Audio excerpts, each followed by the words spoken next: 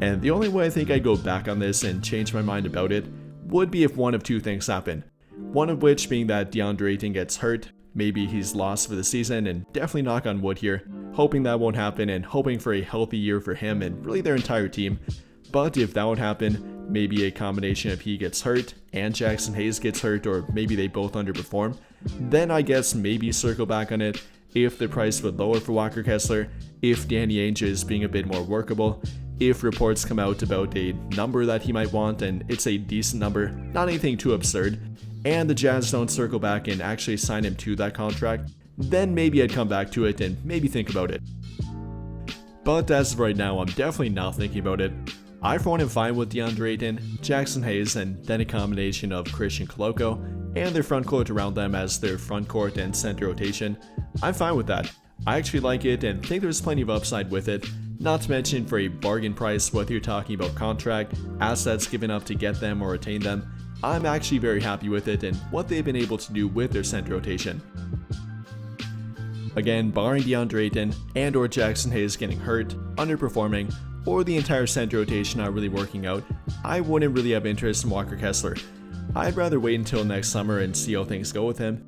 If the Jazz don't sign him to a contract extension, if they can't work out a new deal with him and maybe they look to sign and trade him, then maybe I think about it again. At that point, they also would have to weigh between signing DeAndre Ayton, as he likely will opt out, rather than opt into his current player option. Jackson Hayes will be an unrestricted free agent again, so maybe at that point, if they have some more cap space to work with, if LeBron does in fact leave their team next summer, then maybe they can fit Walker Kessler via sign and trade, fit him into their payroll, and maybe make him a part of their long-term future.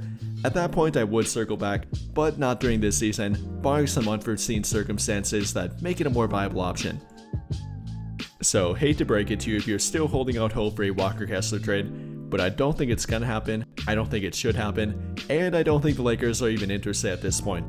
Following them reworking their center rotation, getting DeAndre Ayton on a bargain contract, re-signing Jackson Hayes, and currently being fine with their center rotation, I don't think they're even interested one bit.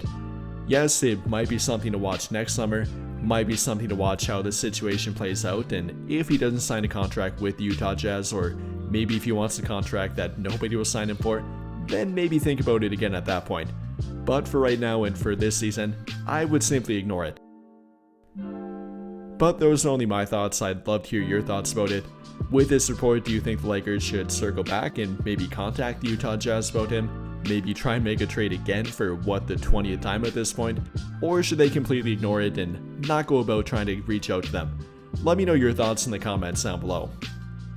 But I think that'll pretty much do it for this one.